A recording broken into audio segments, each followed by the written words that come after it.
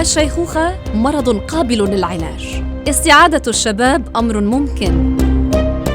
We can use to reset the system and reverse the aging process.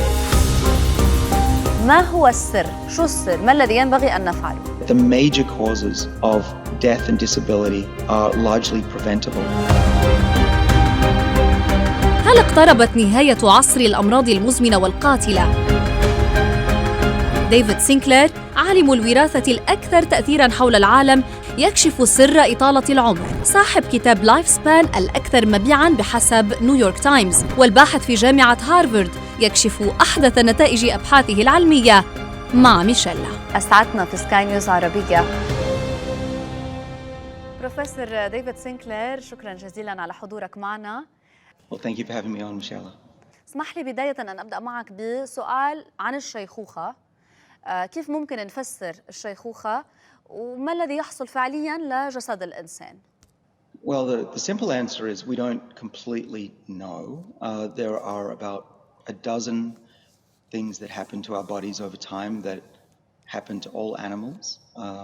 We have the loss of our chromosomes, the DNA gets shorter, our stem cells don't work, our response to the environment doesn't work as well. We call these the hallmarks of aging. In my lab, we have a theory that all of these various hallmarks of aging are caused by one universal process, which is the loss of information that we get from our parents and throughout our lifetime. And the loss of this information leads to the aging process. And the really exciting part about that theory is if it's true, we think that there's a backup copy of that youthful information in our bodies that we can use to reset the system and reverse the aging process. بكتابك عم بتقول إنه ينبغي التعامل مع الشيخوخة أو التقدم بالسن على أساس إنه مرض وبالإمكان إنه معالجة هذا المرض. يعني كيف ممكن نفسر هذا الموضوع؟ Well, it's up to us what we call aging. We can call it anything we want. I'm suggesting we call it, at a minimum, a medical condition, because when we do that, doctors can treat it, right? We don't accept cancer as natural or heart disease. Well, these are natural, but we don't accept them.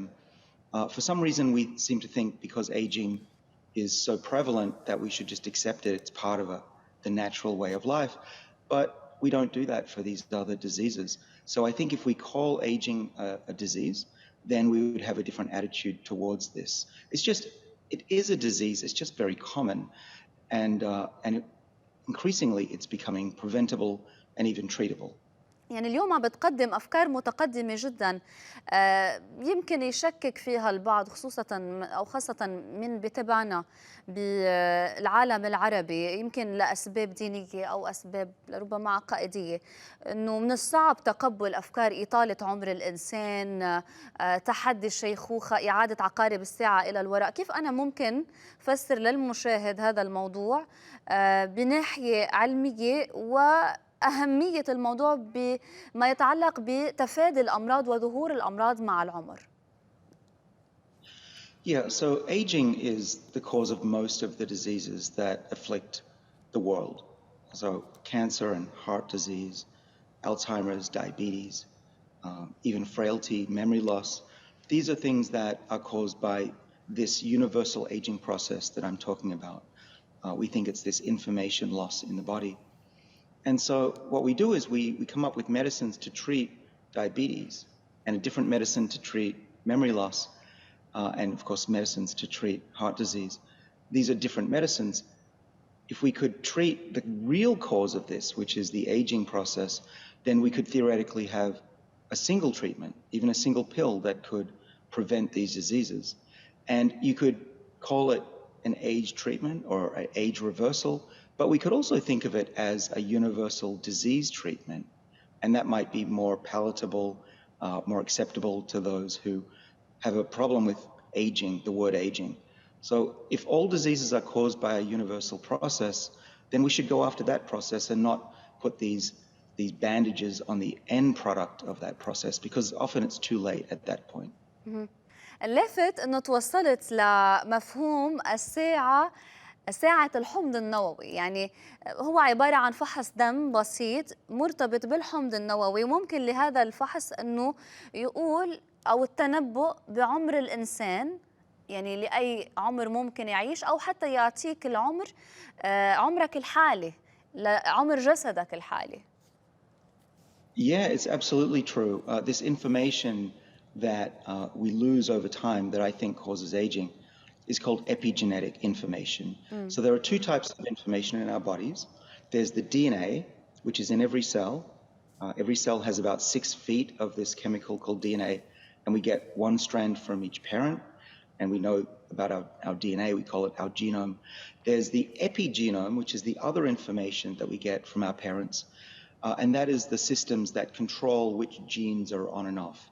So a skin cell has different genes turned on out of the DNA than the genes that would come on in a liver cell. And that's what is called epigenetic information. And it's what makes us a human being, right? Without this epigenetic control telling cells which genes to turn on and off, then we would just be a giant tumor, a giant blob of cells. And for us to work, we need this epigenetic information. And really, there are chemicals that control which genes are on and off. These, what we call epigenetic marks on the DNA, are readable. We can read these chemicals that we get put on our DNA, and that can tell us how old we are, not just how old we are based on birthdays, but actually based on how old we are biologically and how close we are to getting sick and how long we can even live. And these are simple tests. We've developed one out of my lab, which is just a simple test. You scratch the inside of your cheek, you read these chemicals on the DNA, and using machine learning, you can actually, an AI, we can tell you how old you are biologically. And if you've not looked after yourself, if you eat a lot of bad food, you gain a lot of weight, you don't exercise, you go out in the sun, these things actually speed up the aging clock, and we can see that with these tests. طب هذا الاختبار يعني رح يكون موجود متاح بالأسواق، يمكن أنه نشتري هذا الاختبار؟ Oh, they're accurate within 5%. We're getting better and better. We're even seeing that these tests can tell you about your heart and even fertility. It's getting so accurate, it's even possible one day we can predict when you'll lose your hair if you're a man. And for women, it's very important to know how long they're going to be able to have children, for many women anyway. And so the products are already on the market in the United States. My product is called Tally Health. It's not yet available in the Middle East region, but I would love to be able to bring it there. طب بكتابك عم بتقول انه اليوم نسبة المعمرين او الاشخاص اللي بيوصلوا لعمر 100 او اكثر 120 عام لا تتعدى 3%، وممكن لبعض الخطوات انه توصلنا لهذا العمر واطالة عمر الانسان. ما هو السر؟ شو السر؟ ما الذي ينبغي ان نفعله؟ Right. Well, so the work we do in my lab at Harvard and in Lifespan, my book, I explain the cutting edge technology, but I also, in the book, I talk about simple things we can do right now to stay healthy and stay alive until these really potent drugs and technologies are available that can probably cure many different diseases at once. And the simple steps are probably, you've all the listeners have heard of some of these. We know that aging can be slowed down by moving. So you want to stand up, you want to go take 4,000 steps at least a day. I have a standing desk at work usually. Eating the right foods, eating very fresh, pesticide-free foods.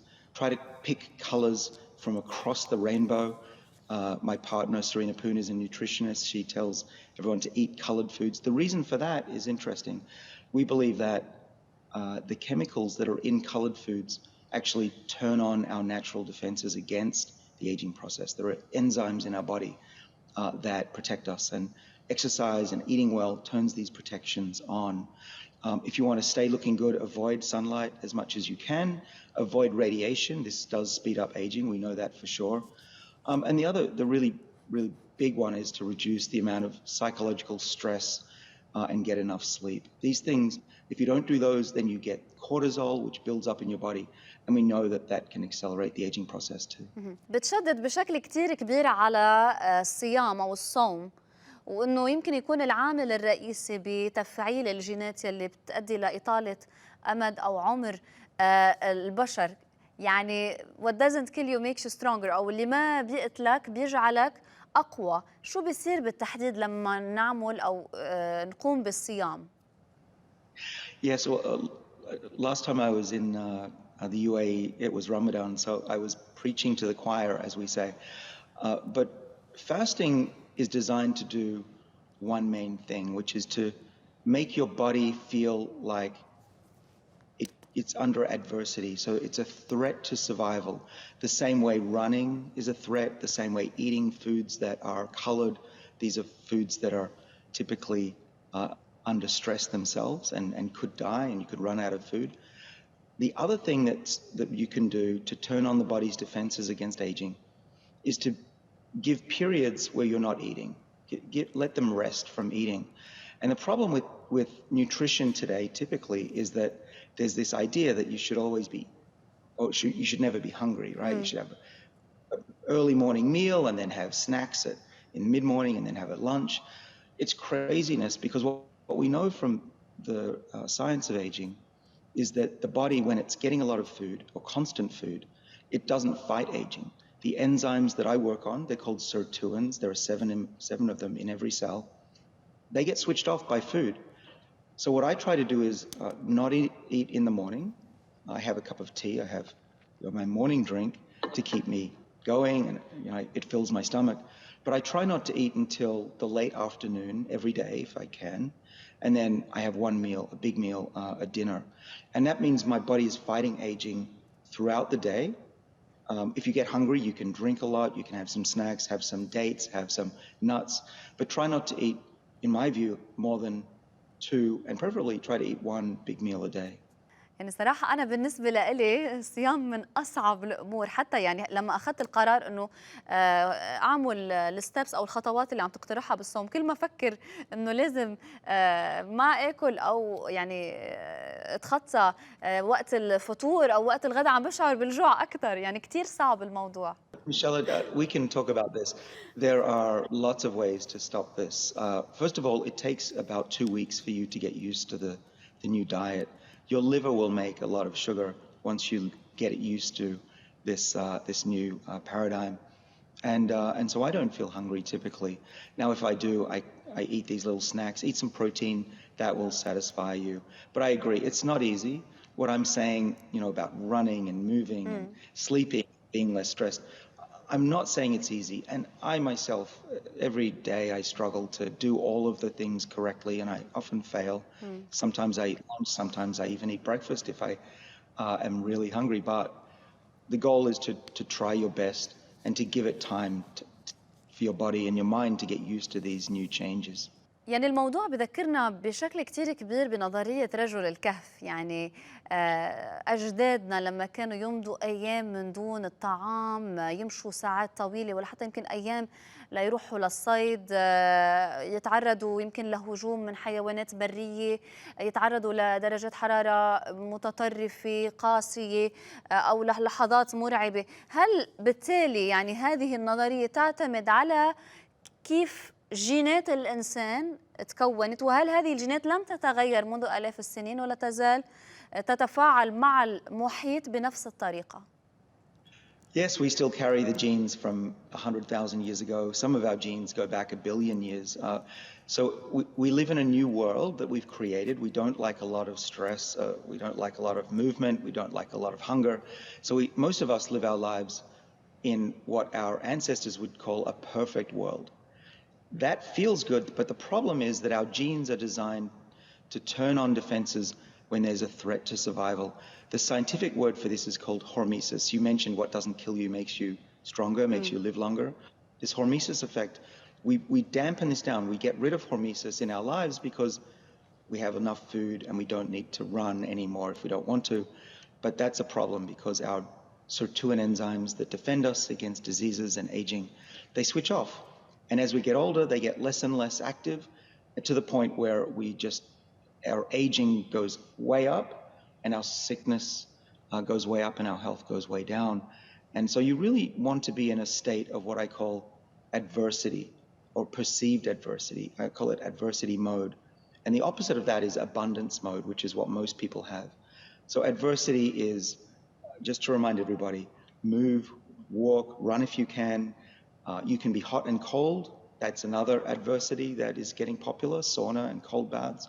These are things that tell your body to fight against aging.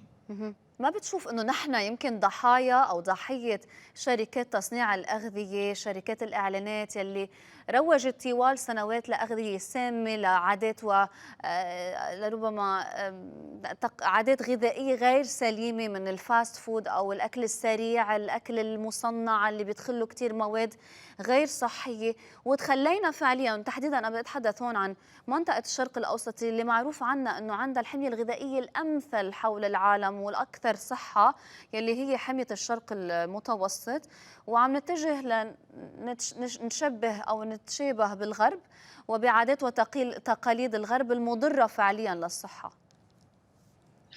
Yeah, Michelle, you've got a background in nutrition. It's absolutely true that the food industry, they're doing what they're supposed to do. They want to make more sales, make people feel hungrier, and sell more product. This is capitalism. The problem is that they don't really have to worry about the end product, which is sickness and aging. And so there's a lot of calories, empty calories, without the molecules from the plants, the fresh plants, that we need to turn on our sirtuin defenses. These colored foods and the fresh foods that I'm recommending, these are so highly processed now and combined with sugar that our body, it's in the worst state in our evolutionary history. And I don't blame the industry. This is what they're designed to do. The CEO is meant to make profits.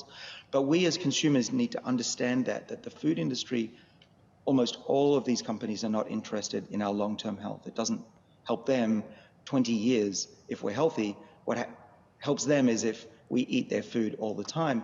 So they make it very tasty. It stimulates hunger.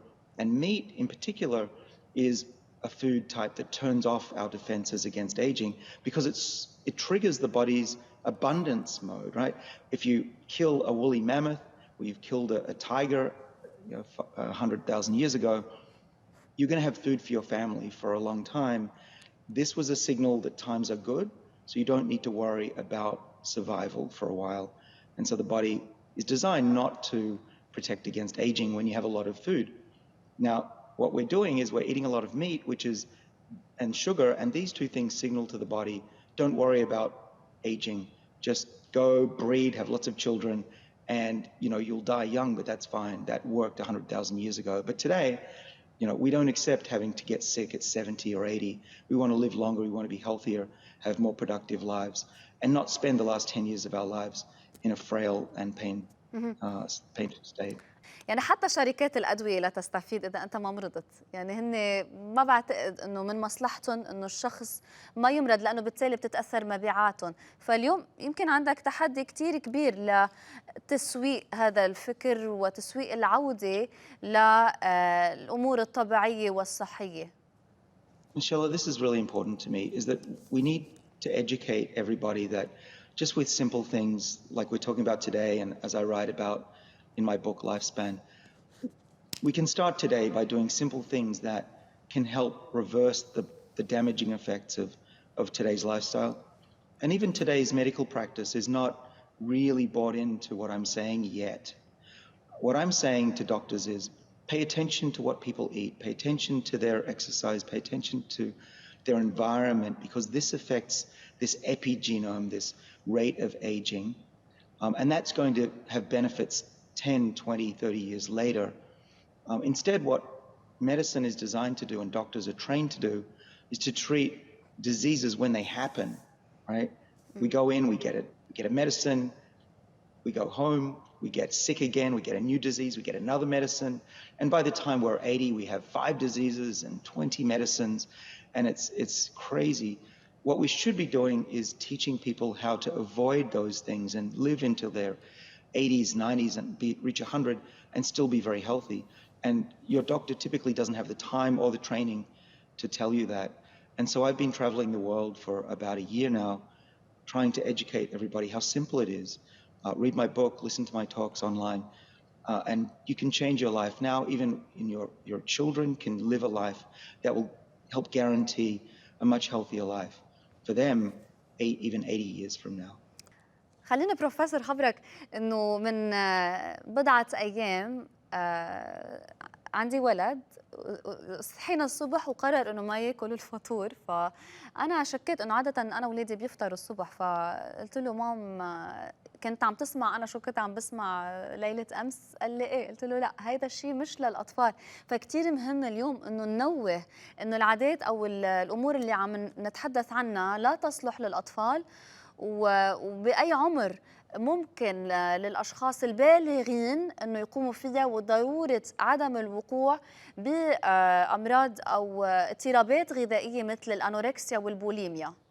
I'm so glad you mentioned that. Yes, the fasting, this is not really designed for kids. Kids need to grow. They need to have all the nutrition. They should not be lacking. I'm talking about when we've finished developing, when children, my kids are now entering their 20s. This is the time to start exercising. Well, you can exercise when you're very young, of course, but the kind of the fasting and limiting the amount of meat, this is for adults, not for children. And we definitely don't want to encourage malnutrition or starvation in them. That would be the opposite of what I'm talking about. بروفيسور، خلال اللقاء ذكرت انه درجات الحراره يعني بتاثر بشكل مباشر، يعني البرد القارس وحتى درجه الحراره المرتفعه بشكل كبير ايضا بتلعب دور اساسي باطاله عمر الانسان، او حتى بتفعيل الجينات المسؤوله عن اطاله عمر الانسان والحفاظ على شباب جسدنا. Oh, well, so when I was writing my book, I really was very skeptical that saunas and cold baths could do anything for aging. It seems too easy, you know. It sounded like it was hype. As I researched it, and even more so in the last year, there have been a lot of studies in mice, in rats, in dogs, and now in humans that convinces me that these longevity genes that I work on, the sirtuins, are turned on by hot air in the lungs and on the skin, and also shocking the body with cold plunges into 4-degree temperature for at least 3 minutes, sometimes colder, sometimes longer. But these actually turn on these sirtuin defenses. As I mentioned, Michelle, that there are 7 of these defense enzymes that we study. There is one in particular that is turned on by cold, called SIRT3, and it's found in the back. It's found in throughout the body, but when we are cold, it will turn on, and SIRT3 protects the energy supply in the body, so it turns on what's called the mitochondria, the energy packs in the cell. And by being cold, it actually can rev up these little machines, and we know that revving those mitochondria is very important for staying young. أنا شخصياً جربت تقنية الكرايو، يعني هي عبارة عن ماشين بتدخل عليها درجة الحرارة فيها تقريباً يعني تحت 100 أو 120 درجة، وبتدخلها فقط على 3 دقائق يعني. وكانت التجربة كتير غريبة، حتى أول ما خرجت من الماشين أو من الجهاز حسيت كأنه ركضت ماراثون أو مسافة كتير بعيدة. Exactly. I mean, at a minimum, when you do this, you'll feel great. Okay, yeah. It'll wake you up. You'll feel energized. Your mitochondria will be more active, and you can activate what's called brown fat or beige fat. And most of our fat is white, but when we're babies, we have brown fat. It's what keeps us warm. You know, little babies, they can't shiver like we can, so they have this brown fat. And about 15 years ago, we thought only babies had brown fat, but if you look using an MRI or a PET scan, you can actually see the brown fat in adults. And if you're cold, if you do these kind of cold plunges, you can actually stimulate to have more brown fat. And brown fat is much healthier than white fat. بس حتى نشرح بروفيسور، يعني هي الدهن في نوعين أبيض وبني كما تقول، يعني هي متواجد بهذه المنطقة هون. هل بالتالي ممكن قياسها من خلال الأكسرة أو أجهزة يعني الأشعة؟ Yeah. So white fat will turn beige or brown by being cold, and this is really what we're trying to do with the cold plunges. I've been doing it for a long time. I used to do it a lot more before the pandemic, but it really gave me more energy. It stimulated my brain. How do you feel after you do it?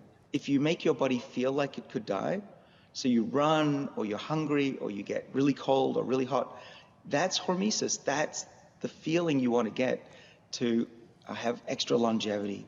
And the problem today is our lifestyle doesn't have that if we don't want it. And we like to feel safe. We like to feel not very tired. We don't like to be hungry. We don't like to be hot or cold. But we need to push our bodies and into this uncomfortable zone.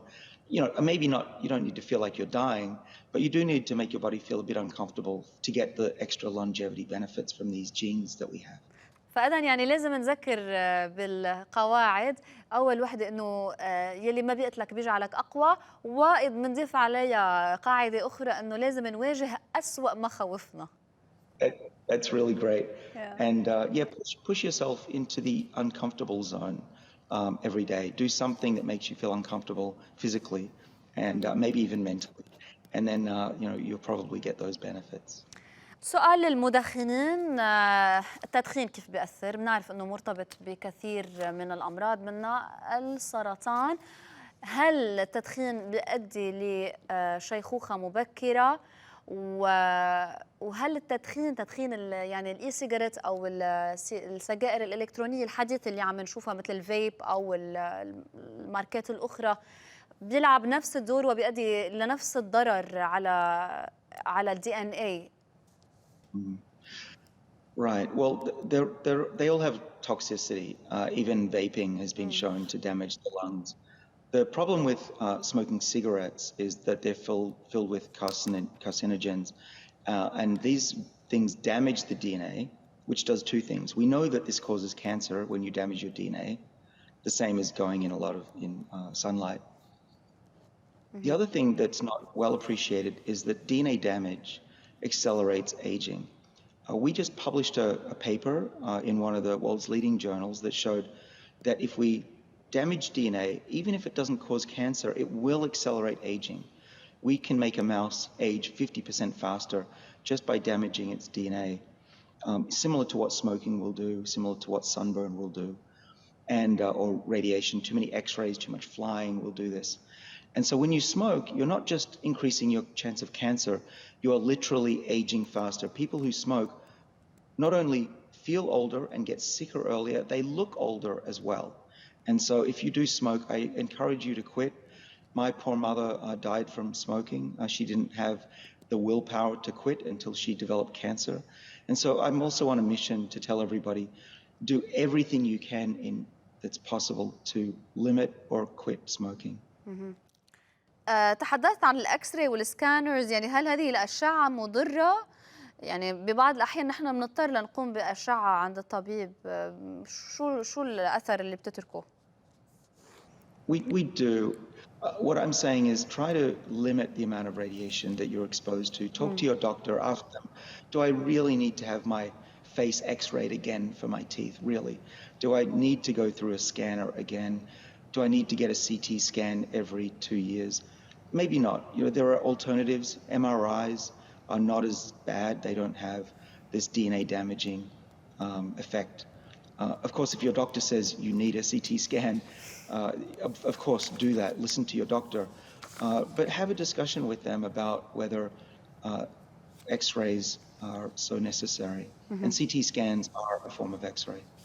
يعني اليوم في أثر مباشر ومفيد لهذه للتوعية. يعني اليوم عم نتحدث عن جنريشن أو جيل إذا فعليا التزم بهذه القواعد قد يتجه إلى جيل أكثر شبابا، أكثر إنتاجا. ما بتشوف إنه اليوم الحكومات بتتأثر بشكل مباشر، الاقتصاد بيتأثر كمان بشكل مباشر من هذه الحالة؟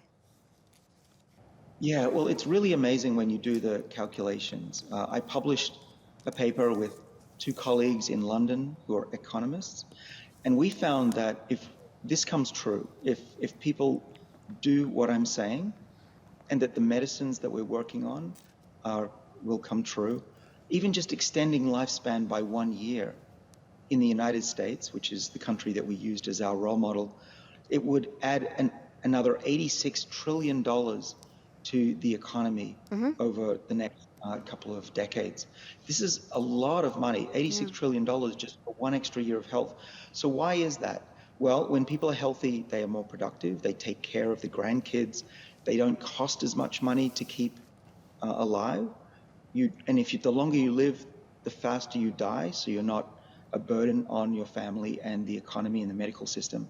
Now, the numbers get crazy if we can extend lifespan by 10 years on average, and I believe that that's very doable. Even if everybody did what I said today, you would extend lifespan by another 14 years. That's a fact, on average. So if we could get 10 years of additional life in the United States, that would be $365 trillion of added money of value to the US economy over the next couple of decades.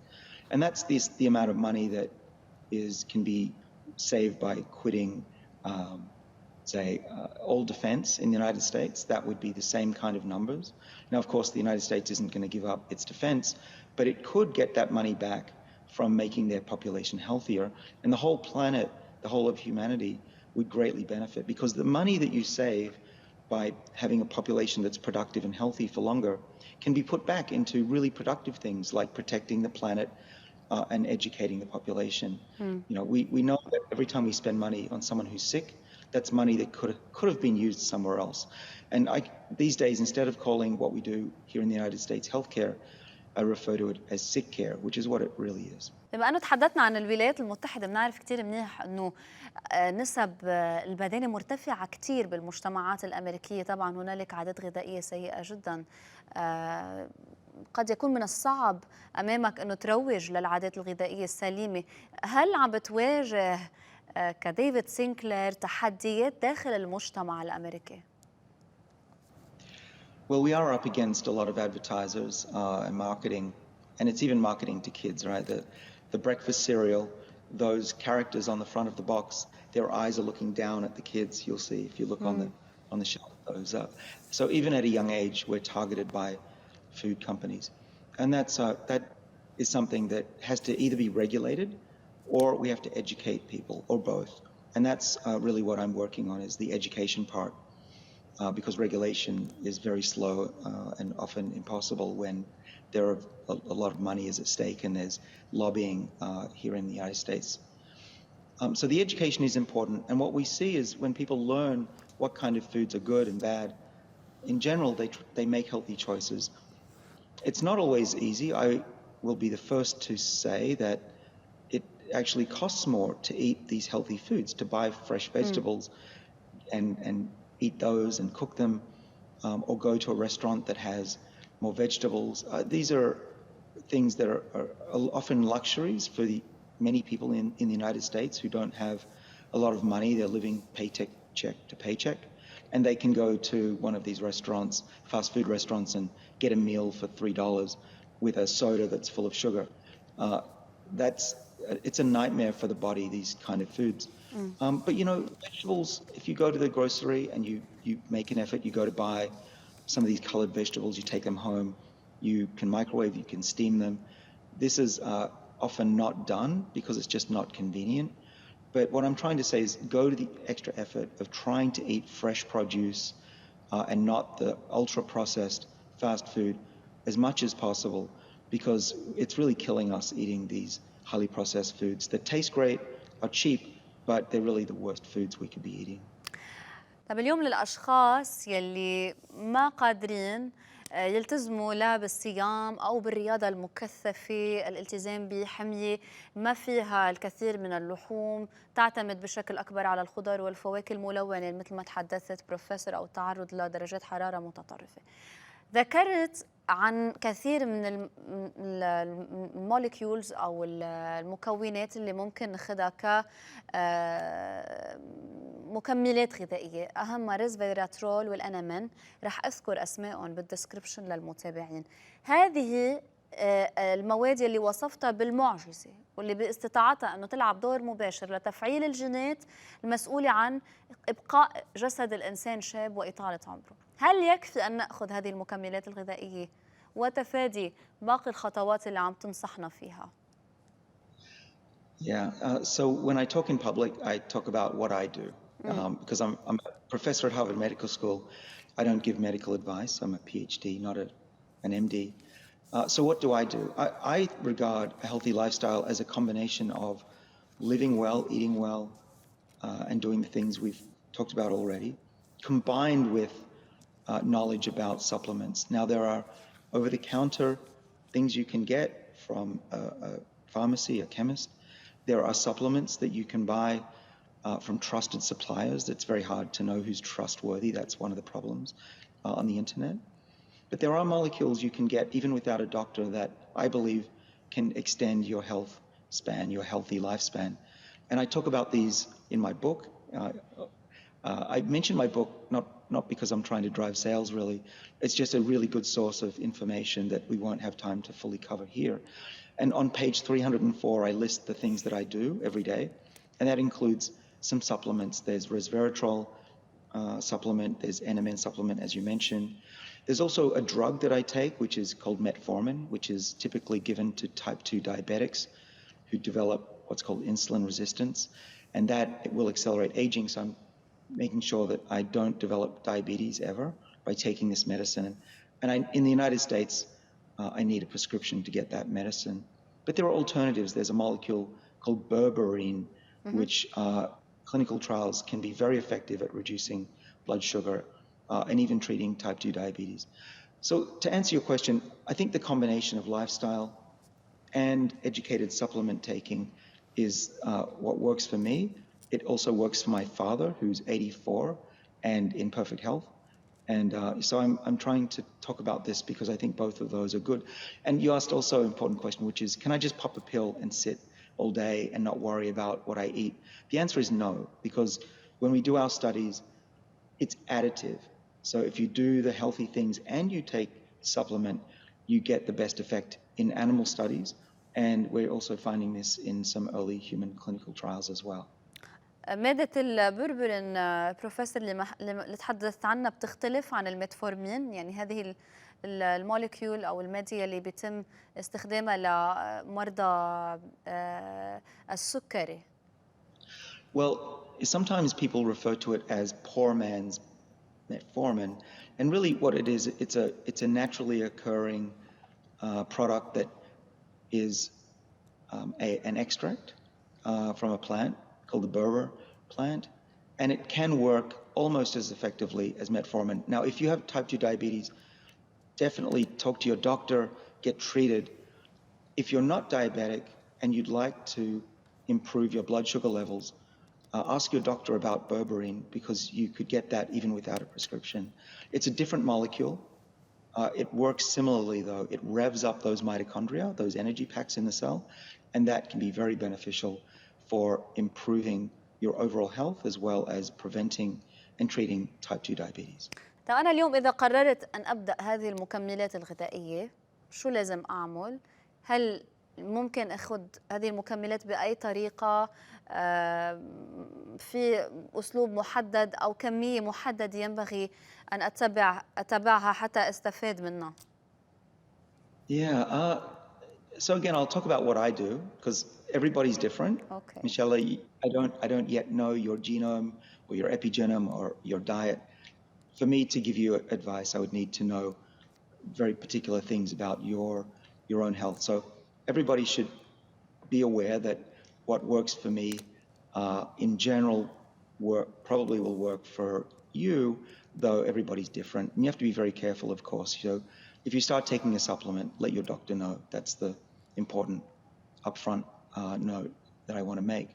Now, resveratrol is a powder that comes from a plant called Polygonum cuspidatum. It's typically a white powder. If it's brown or anything other than gray, don't use it. It's probably mixed with something else. You don't want that. So what color should it be? It should be white or light gray. Try to get a 98% pure. I'm not recommending different products. I'm a professor, right?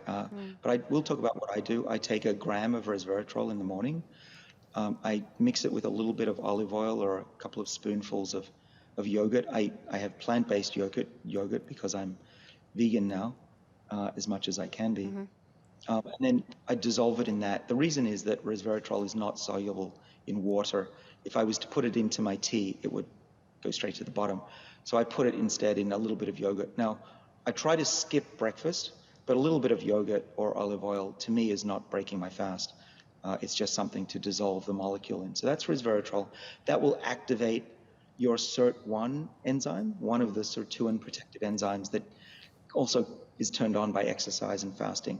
So resveratrol is the accelerator pedal on the longevity enzyme. Now, there's another molecule that I take, which is called NMN, not the same as M&Ms. This is NMN.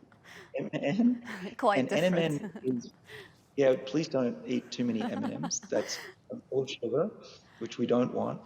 But NMN is the fuel, the gas, the petrol for the sirtuins. And as we get older, we make less and less of this fuel. And so what I'm doing by taking NMN is raising my levels back up to when I was 20. I'm now 54.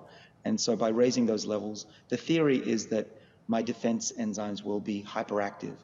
And so I take between 0.5 gram and 1 gram of NMN every morning, and I just put that in my mouth and swallow. I don't need to mix it with anything. يعني دكتور ذكرت للمشاهدين انه عمرك 54 عام، اعتقد انه في كثير من الاشخاص اللي عم يتابعونا يمكن اصيبوا بحاله الصدمه، لانه الواضح انه اللي عم تعمله او اللي عم تتبعه ناجح حتى الساعه. Well, we call this a clinical trial with one subject. That's not a clinical trial. But my father, it seems to be in perfect health at 84. That's good news.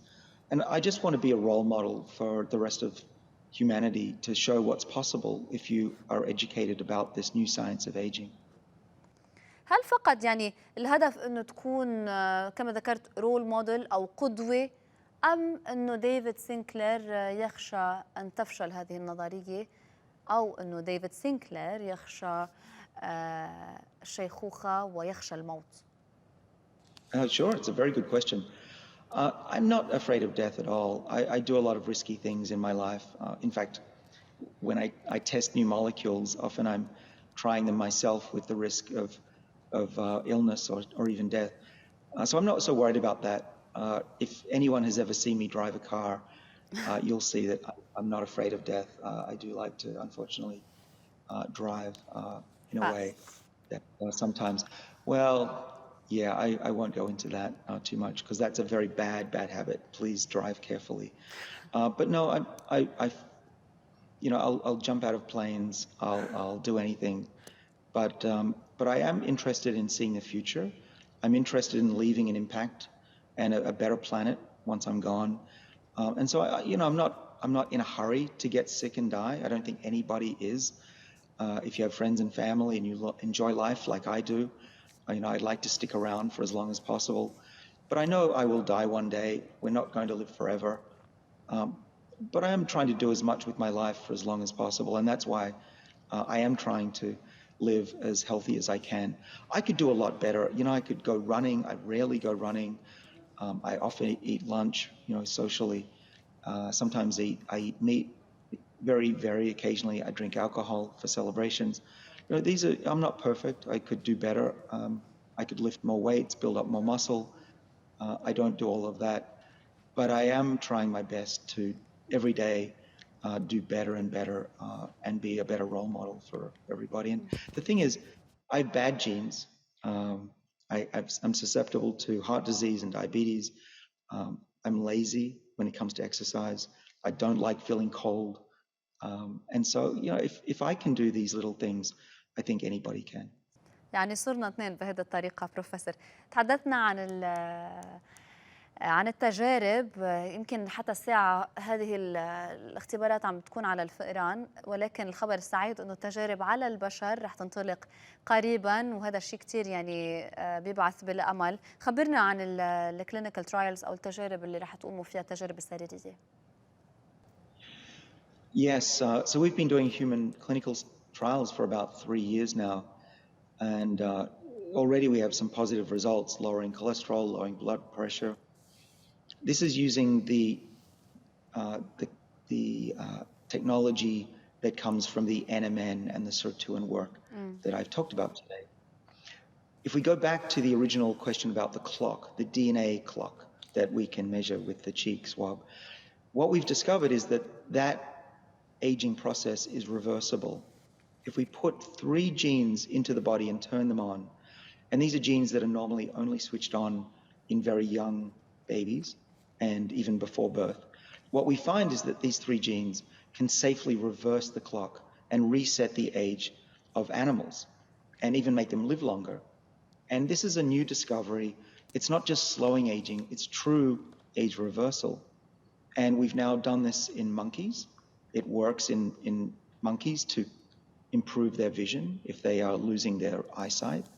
And we think that the first clinical trial is likely to be in reversing blindness in humans. And so in 18 months, we're getting ready to test this to see if we can improve vision and cure blindness in people using this age reversal technology with these 3 youthful genes. الحلو بالموضوع انه فينا نشفي امراض، يعني اذا انت قادر على شفاء شخص اعمى، وبالتالي هل ممكن تطبيق هذه نظريا؟ يعني انا اتحدث حتى الساعه على اشخاص مصابين بامراض اخرى مثل السرطان، مثل الزهايمر، او اي امراض مزمنه اخرى.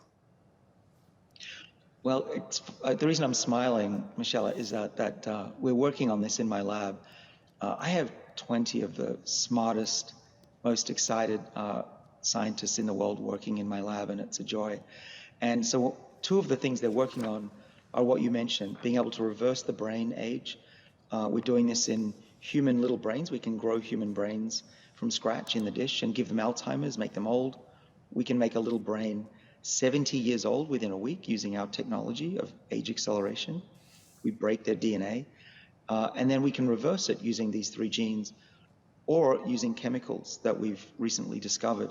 And our goal is to find ways to make the brain young again, and then Alzheimer's, we think, will go away. And we hope to publish this work next year, but I'm giving you a sneak preview. And the other question that you had was, what about cancer? And we are testing whether reversing the age of the body or the cancer will be beneficial. I can imagine that improving the immune system of the body in someone who has cancer could help the body fight the cancer, and that's one of the approaches we're taking. يعني في ختام هذا اللقاء بروفيسور، أود أن أسمع منك رسالة للشباب العربي اللي عم يتابعنا، يا ريت نركز فيها على أنه الأوان أبداً لم يفت على أي أحد عم يتابعنا أنه هذه اللحظة هي اللحظة المناسبة لاتخاذ القرار بتغيير نمط حياتنا للأفضل. مش الهدف يمكن أنه نعيش مئات السنوات أو عشرات السنوات يعني الإضافية، ولكن اليوم من المهم أنه تكون شيخوخة بعيدة عن الأمراض وبعيدة عن كل يعني المساوئ التي يحملها يعني التقدم في السن على البشر. Well, we live in an age where we finally understand what we need to do to prevent diseases. I am certain that even with technology that's available today, with MRI scans, DNA testing for cancer, drugs to treat cardiovascular disease and blood pressure, and increasingly better treatments for cancer, that the major causes of death and disability are largely preventable. And I should mention that diabetes, which is a really big problem in the Middle East as well as the United States, there are new drugs that can treat obesity and reverse diabetes in a way that wasn't possible just 5 years ago. And so we live in a world where major diseases are preventable and treatable with medicines and lifestyle. And it's only going to get better and better until a point where I see within our lifetimes, most of our lifetimes, we will be able to reverse the age of our bodies and start again. And so I hope that all of the listeners today, everyone who's listening to me, pays attention to what I'm saying, that making small changes in your lifestyle will help guarantee that you get to see the future of medicine, which will allow us to live many decades longer in a healthy way and be with our families and help with our great-grandkids and educate them with wisdom that only grandparents and great-grandparents can provide to them. يعني في نهاية المطاف يبقى العمر مجرد رقم. شكرا لضيفنا بروفيسور ديفيد سينكلير على هذا اللقاء الممتع والمفيد والقيم وعلى حضورك معنا في سكاي نيوز عربية. Michelle, it's been a pleasure. Thank you for having me on. Thank you so much.